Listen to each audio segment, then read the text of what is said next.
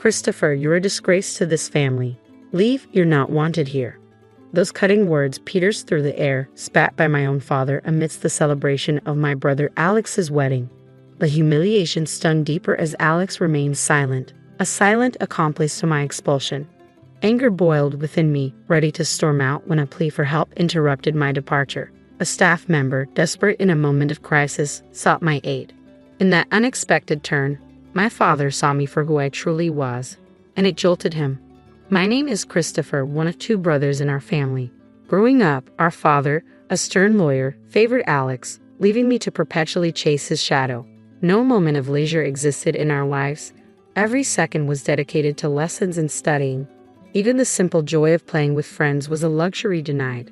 Despite my relentless efforts to meet my father's lofty standards and match Alex's achievements, I perpetually felt inadequate, a constant disappointment to my father. The pivotal moment arrived with the entrance exam for a prestigious school, a futile attempt to win my father's approval. When I inevitably failed, my father's silence towards me solidified, his attention solely on Alex and my mother. Left to navigate the shadows of neglect, I found solace in my mother's unwavering support, but they persisted, exacerbated by Alex's indifference. Determined to forge my own path, I departed silently after high school, leaving only a note for my mother. Striking out on my own, I secured a job at a hotel where I could both work and live. It was there, amidst the bustling corridors and transient guests, that I found the freedom and fulfillment that eluded me at home. I get to focus on what I need to do, Christopher. Another mistake? How many times do I have to tell you? I'm sorry, I'll fix it right away. Get it together, Christopher.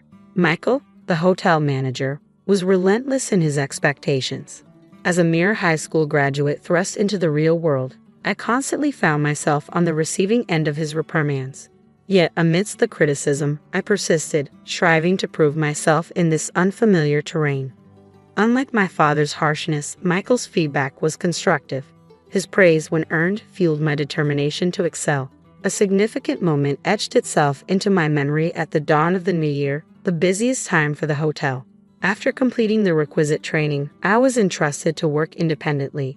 That year, the influx of guests seemed greater than ever, stretching our resources to their limits. The chaos of serving dinner guests, either in the bustling dining hall or through room service, reached fever pitch. Despite being a novice, I tackled my duties with fervor, aware that my learning curve came at the expense of the hotel's smooth operation. Then, a minor crisis struck on New Year's Day. A colleague fell ill, leaving us short-staffed. I doubled down on my efforts, pushing myself beyond the mandated hours to keep the hotel afloat. Just when it seemed we had weathered the storm, disaster struck. The kitchen sink's pipe burst amidst the dinner rush, plunging us into chaos. With no plumber available on New Year's Day, the situation grew dire. Michael's frustration mirrored the mounting tension. In a moment of desperation, I stepped forward. "Michael, can I try fixing the plumbing? I'll sort it out." Though met with skepticism, my offer was our only hope. With a hesitant nod, Michael relented, allowing me to take charge. Unbeknownst to many, my time at a science-focused high school had equipped me with a unique set of skills, including rudimentary plumbing knowledge. Drawing on this background, I set to work. Half an hour later, the once flooded kitchen was restored to order, the crisis averted through a combination of determination and unexpected expertise. I had somehow managed to fix the pipe, I announced breathlessly to Michael. He rushed over, turning the faucet with eager anticipation. Water gushed forth, a testament to my makeshift repair. The room erupted in smiles and praise. "Great job, Christopher. You're my pride and joy," Michael declared, his words washing over me with warmth. Growing up under Michael's guidance had been a revelation. Together, we navigated the challenges of New Year's Day at the hotel, emerging victorious. The sense of fulfillment I experienced that day left an indelible mark, shaping the person I am today. 15 years flew by, and I found myself fully immersed in my role at the hotel. Then, one day, a letter arrived from Mom, breaking the silence that had settled between us. It bore news of Alex's impending marriage. Though I had drifted apart from Dad and Alex, Mom's plea for my presence at the wedding tugged at my heartstrings. Reluctantly, I agreed to attend. The venue, a luxurious hotel, mirrored Alex and Dad's penchant for extravagance. As I arrived, clad in a trussy suit, I couldn't shake the feeling of being out of place amidst the elite gathering. Perhaps Alex's bride, a woman of impeccable grace, was a product of Dad's networking or a strategic alliance. In the waiting room, surrounded by faces of high society, I found myself an outsider, observing from the periphery. With no one to engage, I became a silent observer, watching the intricate dance of privilege and power unfold before me. As I locked eyes with two familiar faces, a sense of unease settled within me. His expression was unmistakably displeased. Dad and Alex approached, their presence looming over me. "Why are you here?" Dad's voice, deep and commanding, echoed through the air, stirring memories long buried. "Is it so wrong to celebrate Alex's wedding?" "Oh, by the way, congrats, Alex," I replied, trying to diffuse the tension. Alex's response was muted, his conflicted expression betraying the strain of our family dynamics. "What have you been up to all these years?" No doubt some worthless job, and his words cut through the air like a knife, his disdain palpable. "Christopher, you shouldn't be here," he continued, his tone dripping with contempt. Mom rushed over, attempting to intercede. "Come on, Christopher is here to celebrate. No need to be so harsh," she pleaded, her desperation evident. But her efforts were futile, drowned out by Dad's unwavering judgment. "Enough, Mom," Dad asserted, his voice a thunderous decree. "Christopher, let me make this clear. You're a disgrace. I don't want you ruining Alex's celebration. Get out." Anger surged within me, fueled by years of neglect and rejection. I hadn't wanted to come to Alex's wedding, and yet I found myself subjected to this humiliation. "Fine, I'm leaving," I declared, my resolve firm. As I turned to exit the waiting room, a voice called out, halting my retreat. A wedding staff member approached, urgency etched on their face. "What's up?" I inquired, curiosity mingling with frustration. "It seems we have an unexpected guest for today's wedding. We're short on seats and food," they explained hurriedly, their concern evident. Everyone in the waiting room looks worried. Emily, the planner, and the parents-in-law staff, their faces etched with concern, awaited a solution. Caught between indignation and duty, I hesitated, uncertain of my next move. "I see. Is that what's going on? Emily can't handle it alone, and they're asking for my help. But what does this have to do with me?" I pondered, a torrent of grievances against Dad and Alex swirling within me. Yet amidst the resentment, memories from the past surfaced, softening my resolve. Recollections of Alex's kindness flooded my mind, the times he made space for play during our study breaks. If I walked away now, I'd be no better than Dad. With a determined sigh, I turned back to the wedding staff. "Can you take me to Emily?" I requested, a flicker of resolve in my voice. The staff member's face softened, and I followed them back into the waiting room, reclaiming the ground from which I had been expelled moments before. In the center of the room, Emily, Dad, and the bride's father wore expressions of concern. As I approached, Dad's eyes locked with mine, his demeanor bristling with hostility. "Why has Christopher returned?" he demanded, his tone sharp. Before he could escalate the confrontation, Emily intervened. "General Manager, please help us," she implored, her urgency palpable. Dad's shock was evident as I calmly revealed my position as the general manager of the hotel chain. Since joining the company during its nascent stages, we had expanded to hotels and wedding venues nationwide. The very hotel we stood in was under my oversight. "I think I can handle this," I assured them, dismissing Dad's protests with a wave of my hand. "Dad, I'm busy right now. We'll talk later." With a sense of purpose, I turned to Emily. "Relax, Emily. Get the seats and everything else ready. I'll take care of the food," I directed, watching as the tension ebbed from her features. "Understood.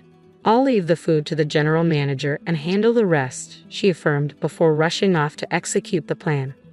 With all eyes on me, I exited the room and sought out my friend, Chef Jackson. "Hey, you in?" I called out as he emerged from the kitchen. "Christopher, what brings you here?" he inquired, his curiosity piqued. "I'm here as a guest today. My brother's wedding is happening here, but we're one meal short.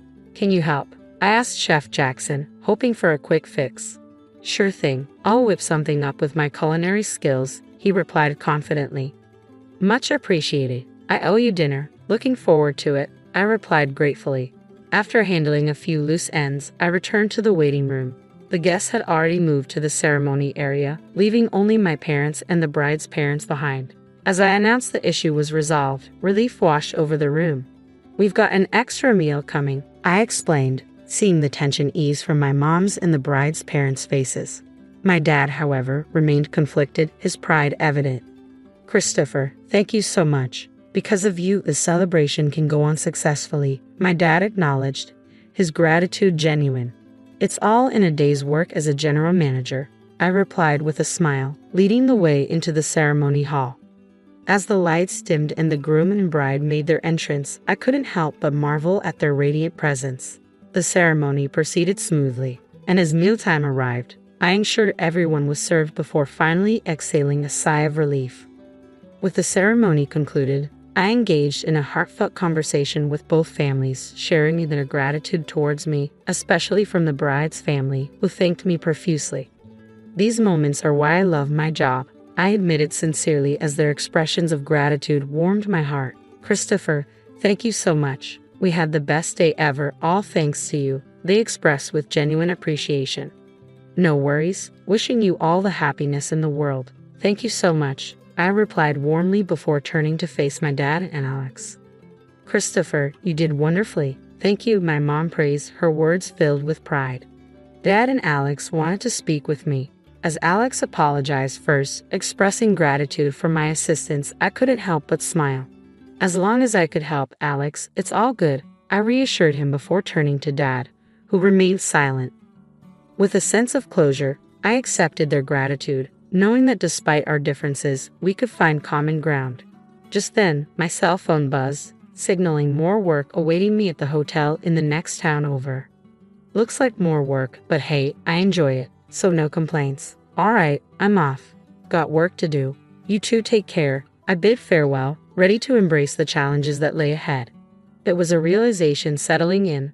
I probably wouldn't see Alex or Dad again. With that thought lingering, I left the room without a backward glance, my steps leading me back to work. 3 days post Alex's wedding, I relished a rare day off, reclining on the sofa with a steaming cup of coffee, my moment of bliss abruptly interrupted by the doorbell's chime. Curious as to the visitor's identity, I made my way to the door, only to be met with Alex's unexpected presence. "Alex, what brings you here?" I inquired, surprised by his appearance. "Sorry, I got your address from Mom. Wanted to talk to you, Christopher," Alex explained, his tone tentative. I welcomed him in, brushing off any concerns about the tidiness of my home. As I poured him a cup of coffee, Alex expressed gratitude, taking a slow sip. "Thank you. Smells good," he remarked, attempting a smile. As we settled into conversation, Alex's demeanor shifted, his gaze unwavering as he broached the topic at hand. The next moment he apologized, I recalled, puzzled by his sudden change in tone. "I'm really sorry for everything," he admitted, catching me off guard. Initially taken aback by his unexpected apology, I struggled to comprehend his motive for making the trip in person.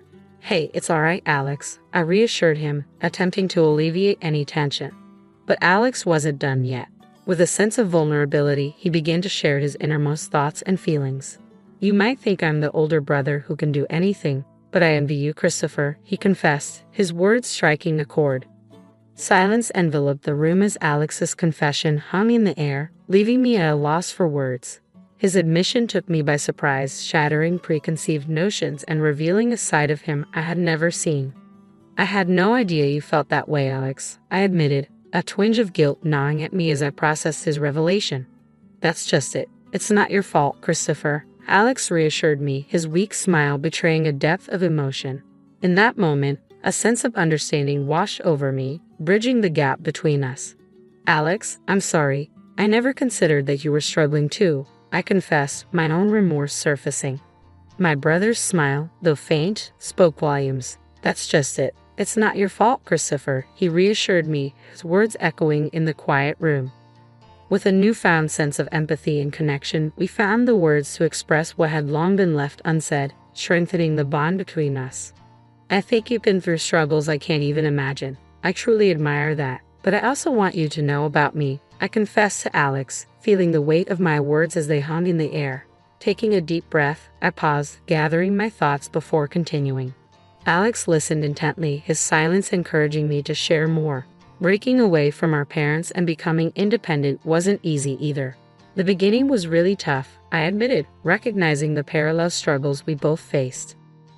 It's true, we both have our share of hardships, Alex acknowledged, his response genuine. It was clear that he had more to say, but I found myself at a loss for words, unsure of how to offer guidance or reassurance. Unable to conjure up wise counsel, I spoke from the heart. To be honest, I think you should do what you really want to do, Alex, without worrying about Dad, I suggested, hoping to offer him some semblance of clarity amidst his inner turmoil. As Alex absorbed my words, a sense of relief washed over him. You're right, Christopher. You've helped clear up my inner turmoil. Thank you, he expressed, gratitude evident in his tone. No, thank you, Alex, for coming over, I replied sincerely, accompanying him to the door as he departed with a promise to return for coffee. A month later, a letter arrived from Alex, detailing his decision to leave behind his career as a lawyer in pursuit of his passion for glass craftsmanship. Despite facing disapproval from Dad, Alex found solace in the support of his wife and newfound motivation in his chosen path. As I reflected on Alex's journey and our evolving family dynamics, I couldn't help but feel a sense of pride in the bond between siblings. Lost in thought, the sound of my mobile phone's alarm jolted me back to reality, signaling the start of another day in the path I had chosen, in the job I had embraced. Early in the morning, lots of people were busy at the taxi garage. Amanda, a young woman who drives a taxi, had been fixing her car for a while without noticing anything else around her. Suddenly, a deep voice interrupted her. Hi, Amanda. It's early, and you're already fixing your car. What's wrong? Need a hand? Amanda stopped working, wiped sweat from her forehead, and looked up. She looked funny with smudges of engine oil on her nose and holding a dirty cloth and wrench. Hey, Barry. Thanks, but I've got it sorted. The ignition was acting up, but I changed some parts, and now it works fine. Let me clean up, and we can grab some coffee. I'm starving. I made some cabbage pies yesterday. Help yourself. Barry happily accepted and praised the pies. Amanda, you're amazing. These are tasty. You're good with cars, baking, and you're pretty. Too bad I'm married, and your fiancé is foolish. You should be appreciated and taken care of. Amanda sighed heavily, sat down with him, sipped her hot coffee, and said thanks, but men are all the same. They're nice at first, then they disappear. But I don't need anyone. I'll save up, have a child, and raise them alone. Just don't tell Mr. Ferris I'm pregnant. Before finishing her meal, the radio called her for a customer. She said goodbye to Barry and left, humming a tune. Amanda actually enjoyed driving a taxi a lot. Meeting different people and hearing their stories made her day exciting, even though there were some tough moments. If someone had told her 3 months ago that she'd be a taxi driver, she wouldn't have believed it. Amanda grew up in the countryside, where she lived with her grandfather. Her mom passed away when she was very young, and she never met her dad. Her grandpa took care of her so she wouldn't have to go to an orphanage. Amanda loved living in the countryside, with fields of wheat, fresh-smelling hay, and her favorite cat. Her grandpa taught her everything, from cutting grass to fixing their old Chevy. They even fixed up the whole car together. By the time she was 16, Amanda could drive just as well as anyone else. She passed her driving test on her first try, but then she decided to move to the city. Amanda knew there weren't many opportunities in the village, with all the young people leaving. So her grandpa gave her his savings and wished her luck. Amanda rented a room and got a job as a waitress in a cafe. It wasn't her favorite job because she had to stand all day and her back hurt by the end of each shift, but she needed to earn money somehow. Every day, a handsome young man named Steven came to the cafe during Amanda's lunch break. He always ordered coffee, sandwiches, and snacks, taking his time to enjoy them. Steven couldn't take his eyes off Amanda, and she felt shy whenever she served him. That's how they started talking. Steven worked as a manager in a tour company nearby and lived with his parents, who both worked in a bank. They were a regular family. Steven would give Amanda lots of compliments and flirt with her. One day, he brought her a beautiful bouquet of pink daisies, saying, "Daisies for my Amanda. You're as lovely as these flowers. I think about you all the time. I'd like to take you to the movies. I've already got tickets for the premiere. Would you like to come?" Amanda was thrilled when Steven asked her out, and they started seeing each other. Steven would meet Amanda after work, walk her home, and eventually started spending more time at her place. Amanda was overjoyed and hoped they would get married soon, as Stephen had hinted at several times. But everything changed when Amanda found out she was pregnant. She took the test and felt a bit scared. She and Stephen hadn't talked about having children yet, and they weren't planning a wedding. She decided to tell Stephen everything that evening and see how he reacted. When Amanda told Stephen she was pregnant, he stayed silent for a long time, looking unhappy. Amanda felt hurt and asked, "Are you happy, honey? It's our baby, yours and mine. Maybe we should get married sooner rather than later." Stephen mumbled something unclearly, saying it was too soon and that he thought they were being careful. He said he needed to talk to his parents about it first. Then he left, not answering calls or showing up for lunch as planned.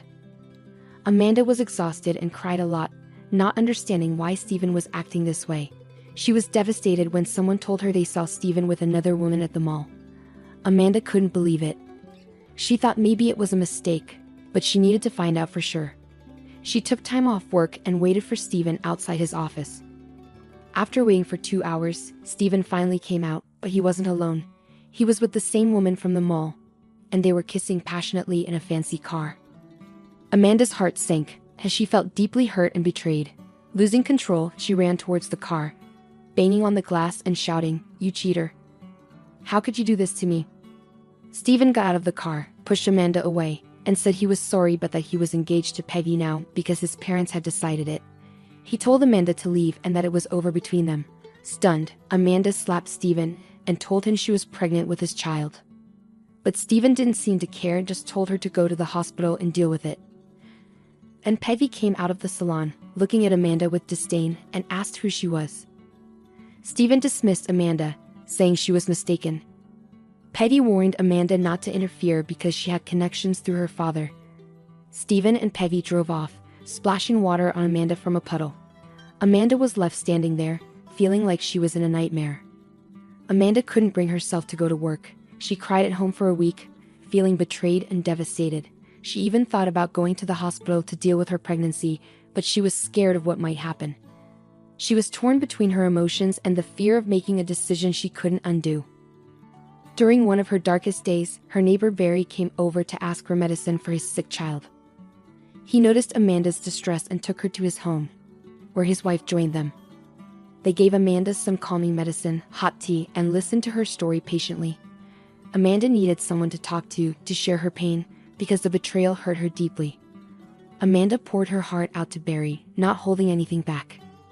Barry listened, shaking his head in disbelief, and then asked quietly, "Wow, what a mess. Your Stephen sounds like a real jerk. What are you going to do now?" Amanda shrugged and said, "I missed a week of work at the cafe, so they let me go. I guess I'll have to go back to the village to live with my grandfather. But I feel ashamed, and I don't know how I'll make a living there." Barry scratched his head and suggested, "Going back to the village isn't the best idea. What'll lead you there? Work on a farm. Listen, you've mentioned you can drive well and have a license. Why don't you work at our taxi company? We need more drivers, but our boss, Mr. Ferris, is strict. You'll have to work hard, but you'll earn a good salary if you're diligent. You can save up for the baby and then go on maternity leave. Just keep your pregnancy a secret or Mr. Ferris might not hire you." Amanda wiped her tears and thanked Barry, saying it was her dream job. She loved driving since she was a kid, and she was good at it. She decided to start fresh and leave the cafe behind. She promised to come back the next day and thanked Barry and his wife. They encouraged her not to give up and assured her they'd help. So, Amanda began working at the taxi company. At first, Mr. Ferris doubted her abilities, wondering if she could handle heavy luggage or fix car issues on the road. But Amanda proved herself, driving confidently and handling any problems that arose. Impressed, Mr. Ferris hired her. Amanda felt better and threw herself into her work. She didn't have time to dwell on her pain anymore. She enjoyed interacting with clients and driving around the city. Amanda felt happy again, even though her belly wasn't showing yet, and she wore loose clothes to hide her pregnancy. So Amanda kept working hard until her maternity leave. Thankfully, she didn't suffer much from morning sickness and only had occasional backaches from sitting for long hours. It was still better than carrying trays at the cafe. The only problem was the nosy and greedy owner of the taxi company. After every shift, he demanded detailed reports and even installed cameras to monitor the driver's interactions with customers and handling of money. Despite this, Amanda found the team to be excellent, especially since there was no gossip or drama like at the cafe. She remained good friends with Barry and enjoyed their tea breaks, where they talked about life.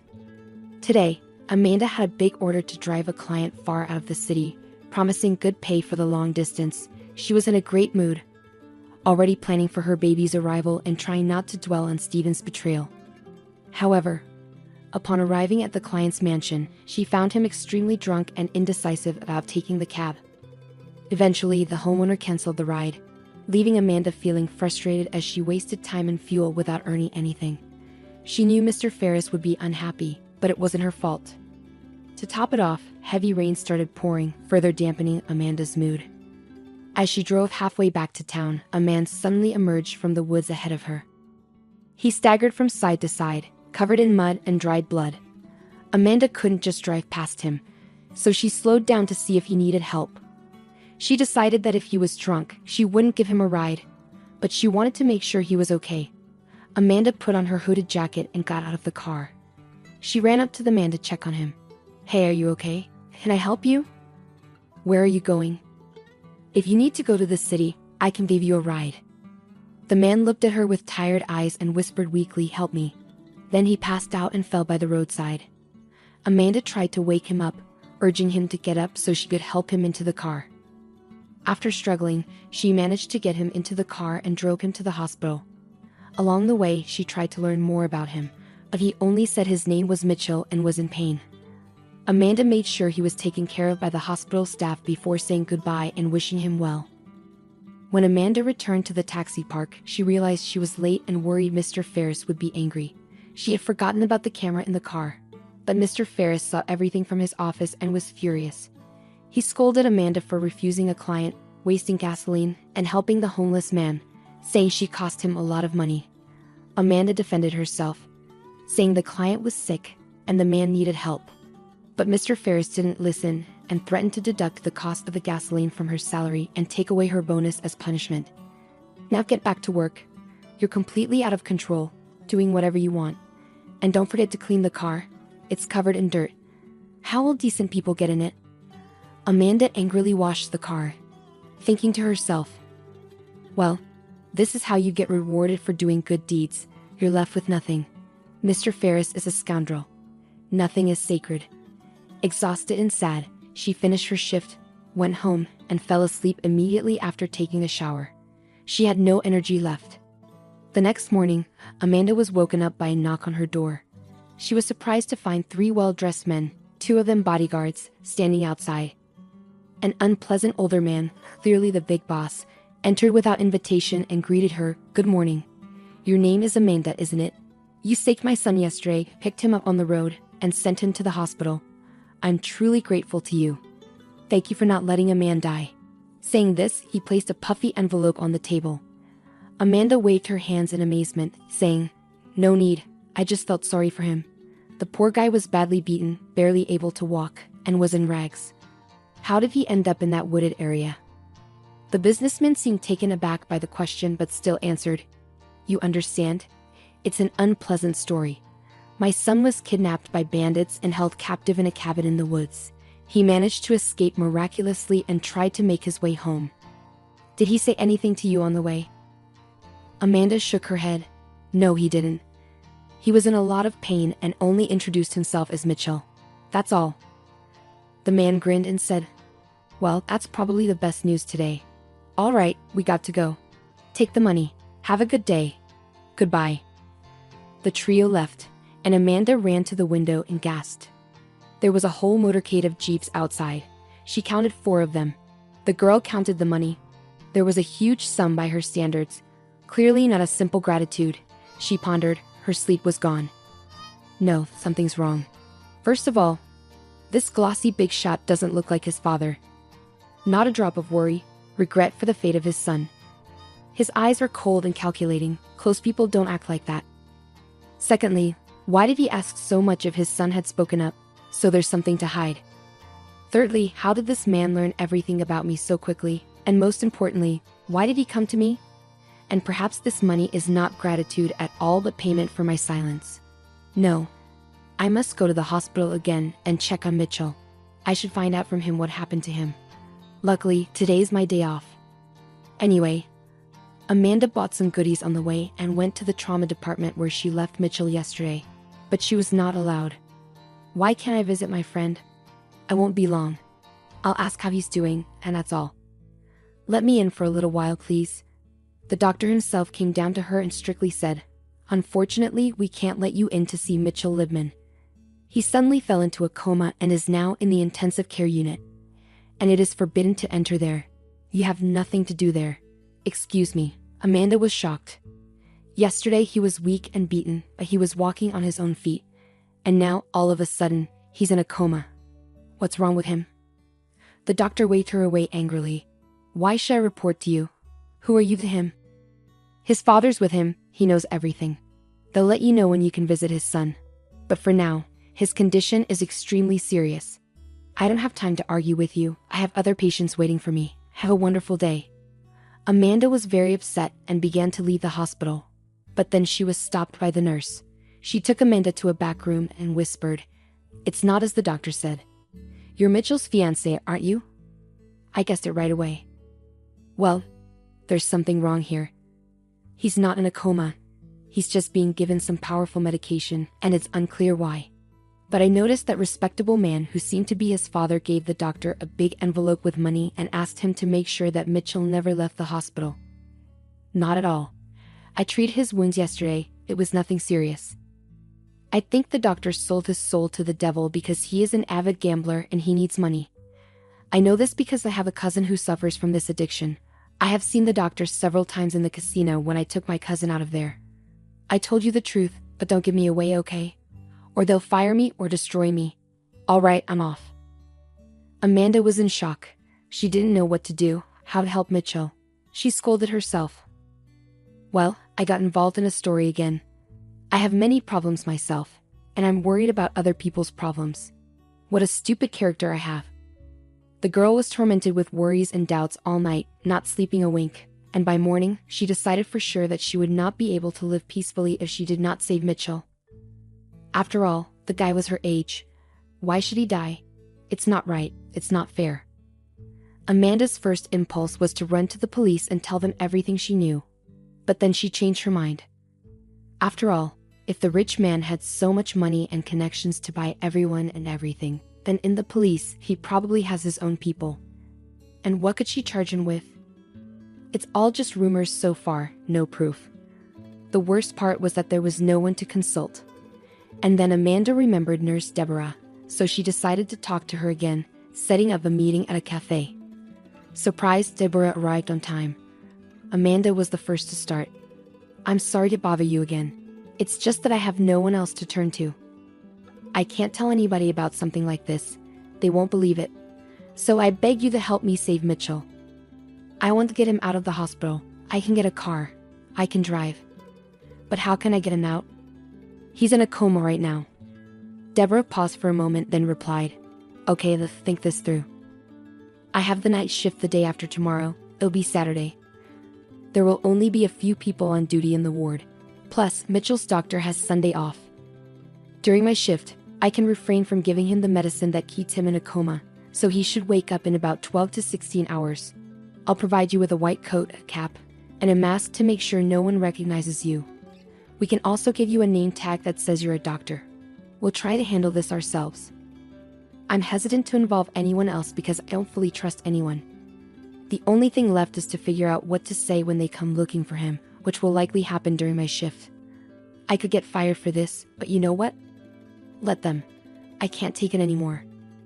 Amanda let out a heavy sigh and responded, "I don't have a plan. I'll take him to my place as he is. Nowhere else. Once he wakes up and tells us who kidnapped him and why, we'll go to the prosecutor's office and let them handle it all." They agreed on that plan.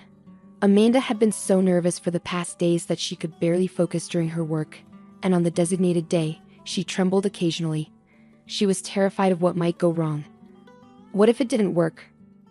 What if Mitchell didn't wake up at her house, but it was too late to retreat, and on the appointed night, Amanda turned off the camera after the last order and drove to the hospital. She changed her clothes as Deborah had told her to, crossed herself, exhaled, and went straight to the ICU. Deborah was already waiting for her in the ward. Together they placed Mitchell on a gurney and hurriedly took him towards the exit. The gurney rattled on the tiled floor of the deserted corridor, causing Amanda's heart to race. She silently prayed that no one would approach and question their actions. Thankfully, they were fortunate.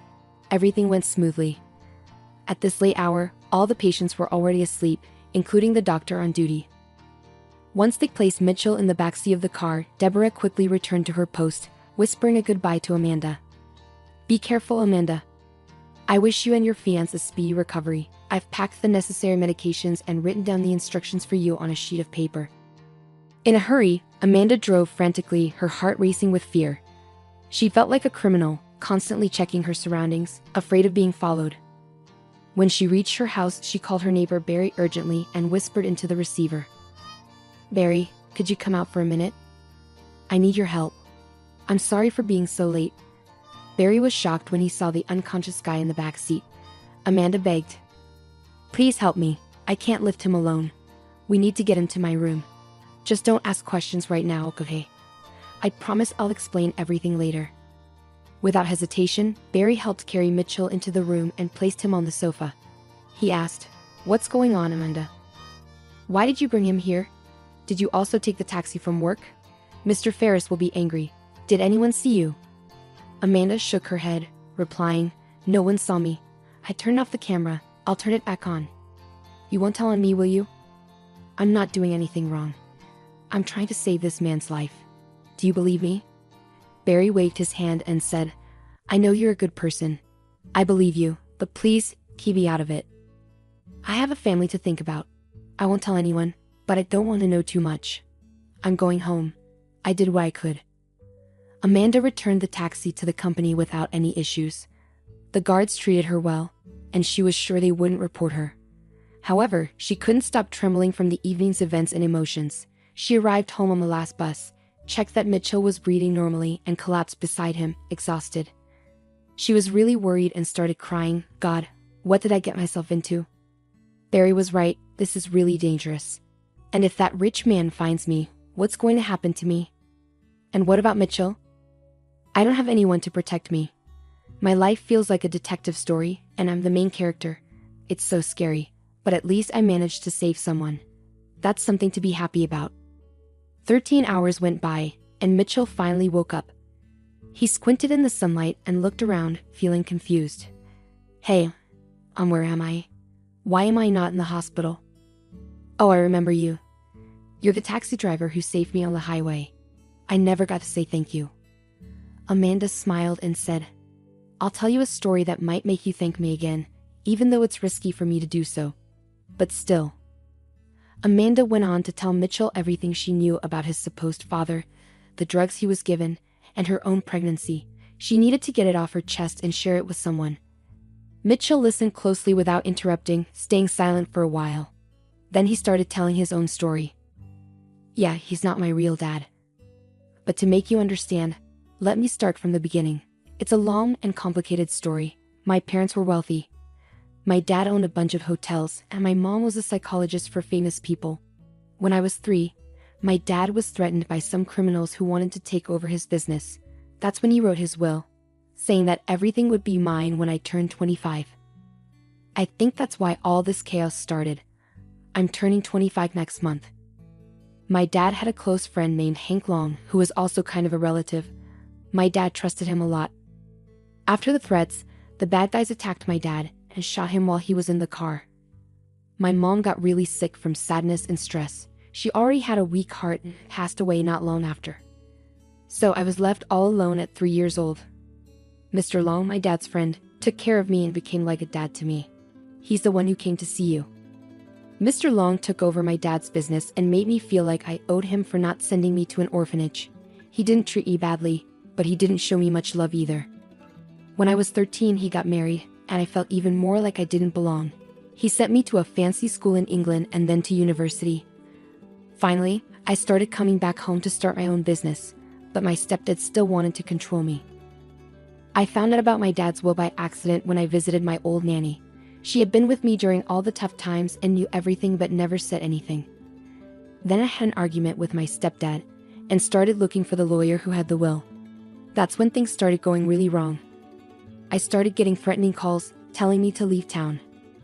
At first, I didn't take them too seriously, but a week later, I was kidnapped by some bad guys. They kept me locked up in an old cabin in the woods, hitting me and trying to make me say the will wasn't real. Luckily, I managed to escape. One of the guys left, and when they took me out to go to the bathroom, I saw my chance to fight back. I don't really remember exactly how I got away, but I ran as fast as I could. I hid in a hole covered with leaves and stayed there for a whole day. Eventually, I got out and wandered until I found the road. And that's where you found me. Now unsure who was behind my kidnapping and who benefited from abandoning me, Amanda exclaimed, splashing her hands in frustration. It's obvious, Mitchell. Of course, it's your stepfather. Who else? We need to go straight to the police and sound the alarm. He won't stop until he gets rid of you. Mitchell responded vaguely, you're right. But I'm confused why my stepfather didn't try to harm me when I was a kid. The will says if I can't inherit, everything goes to Mr. Long. Amanda suggested, maybe you got lucky. Your stepdad might not have known about the will until recently, but I'm sure he had something to do with your kidnapping. I saw the way he looked at you, cold, calculating, and evil. Amanda took Mitchell to the prosecutor's office, where he explained everything, and then they went to the police. Justice started moving, and a case was opened. After a thorough investigation, horrifying truths emerged. It turned out Mr. Long not only planned and paid for Mitchell's kidnapping, but also had a role in his father's murder. Mitchell couldn't believe it. He was trembling. He asked to meet his stepfather, wanting to look him in the eye and ask one question. He thought maybe his stepfather would apologize, facing a life sentence, but instead the scoundrel acted brazenly. Well, Mitchell, are you satisfied now? Yes, I'm getting old. Feeling sentimental. I was weak. They didn't kill you right away in the forest. I tried to protect you. You were like a son to me. Mitchell choked with disbelief. Like a son? How can you say that? You've been pretending to mourn my father, promising to find his killers, but you ordered his death. Because of you, my mom died soon after. You ruined my life. Why didn't you kill me earlier? Why did you pay for my education if you never loved me? I know you only tolerated me. The businessman grinned wickedly. At first, I pitied you, so I sent you away to study. It also helped my reputation in high society to educate the son of my late partner. It kept suspicion away from me, and I gained respect. But now, you've returned to ruin my plans. It was only when you mentioned the will recently that I panicked. I couldn't let you inherit everything so easily. I've worked hard for years to build this business, and now it's all supposed to go to you. No way. I thought of everything, planned everything. But you managed to escape from the cabin while I was still deciding whether to get rid of you immediately or later. And I would have succeeded if it weren't for that meddling cab driver. She ruined everything. Mitchell was furious. Don't you dare insult Amanda. She's amazing. She saved my life twice from you, Dad. You won't get away with this. You'll pay for everything. Mr. Long leaned forward and hissed angrily. You're very wrong, kid. I have connections and resources. I'll be out of here soon enough. You'll see. But the court delivered justice, and the businessman was sentenced to life in prison for his crimes. Instead of a luxurious life, a jail cell awaited him. In court, he shouted about how much he hated Amanda, blaming her for everything. She had stopped him from getting even richer and had saved his stepson, whom he didn't even care for. Mitchell took charge of the company and threw himself into his work. He and Amanda became close friends, often spending time together. Mitchell secretly harbored feelings for Amanda. He admired everything about her, her contagious laughter, her unique features, and her kind eyes. However, Mitchell couldn't confess his feelings because Amanda was pregnant with another man's child and preparing for childbirth. He feared that confessing now would only hurt her and ruin their close friendship. So instead, Mitchell chose to take care of her and support her in every way he could. He insisted that Amanda move out of her old, cramped housing, and he rented a comfortable apartment for her. He also encouraged her to stop working as a taxi driver since her pregnancy was becoming noticeable, and her employer wouldn't provide maternity leave or might even fire her. Mitchell provided financial assistance to Amanda and made sure she had everything she needed.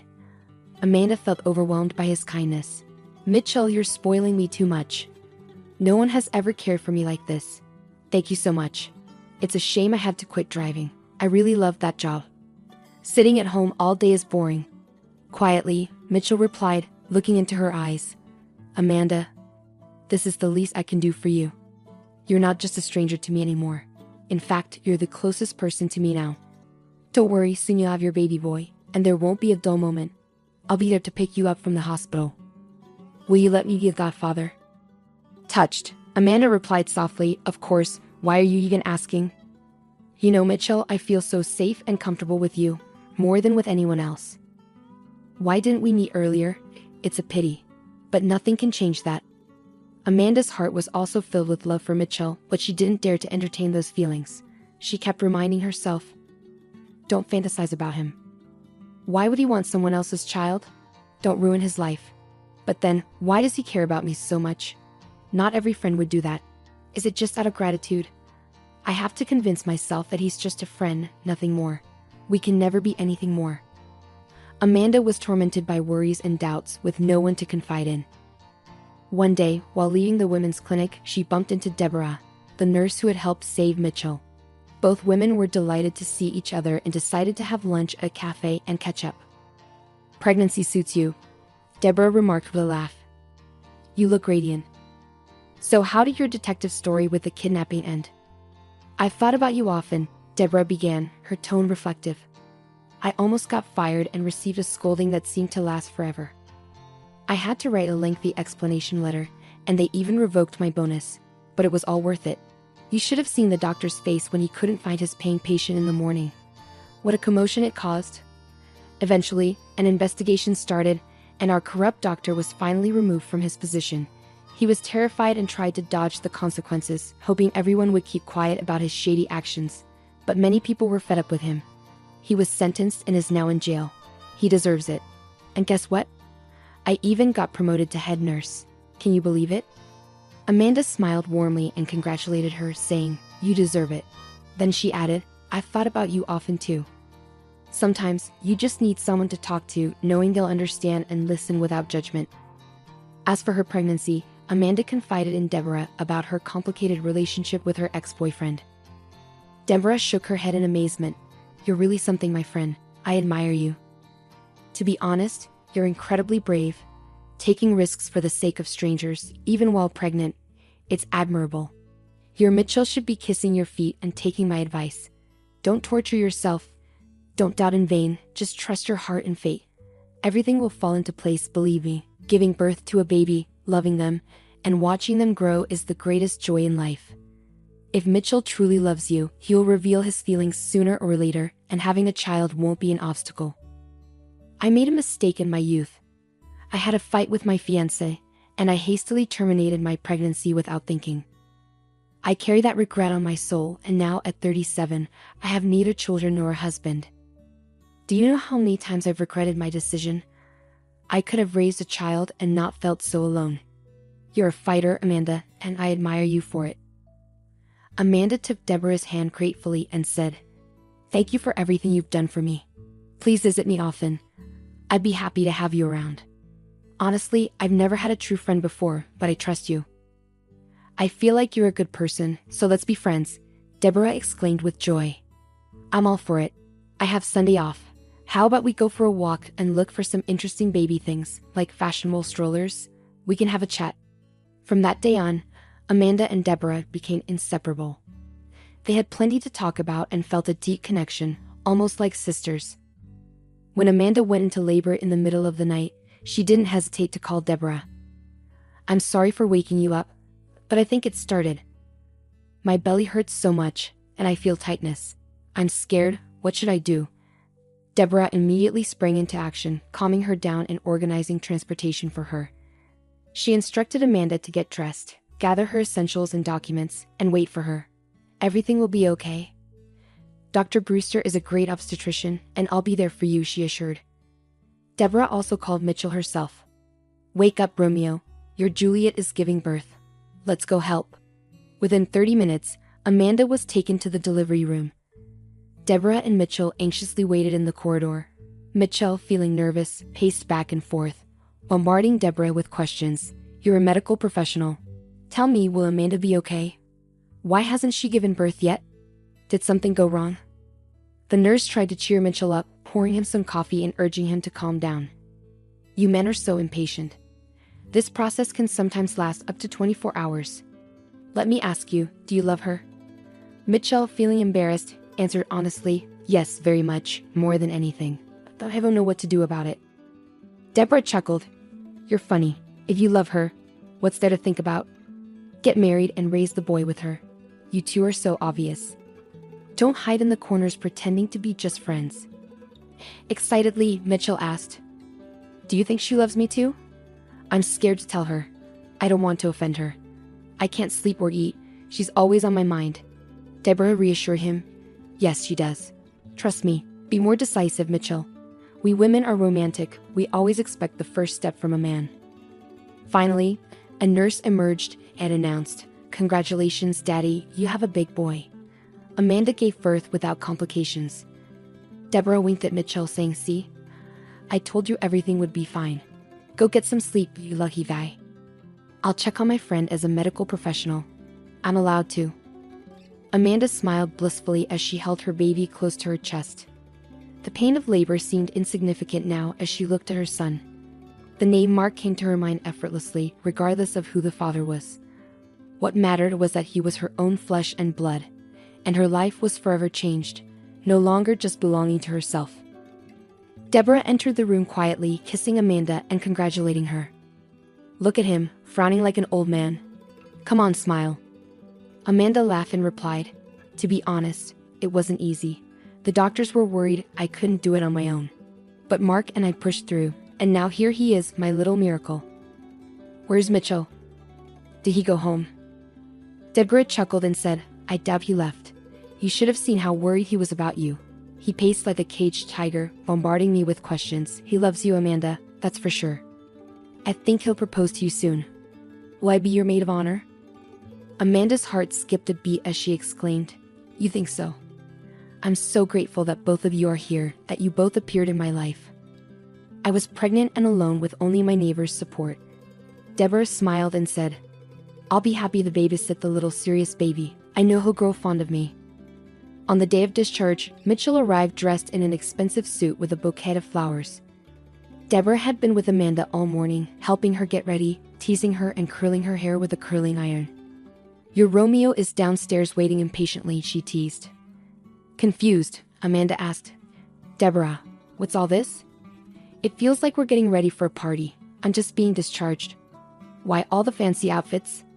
The nurse chuckled and replied, who knows, who knows? One thing I can tell you is that you're in for a surprise.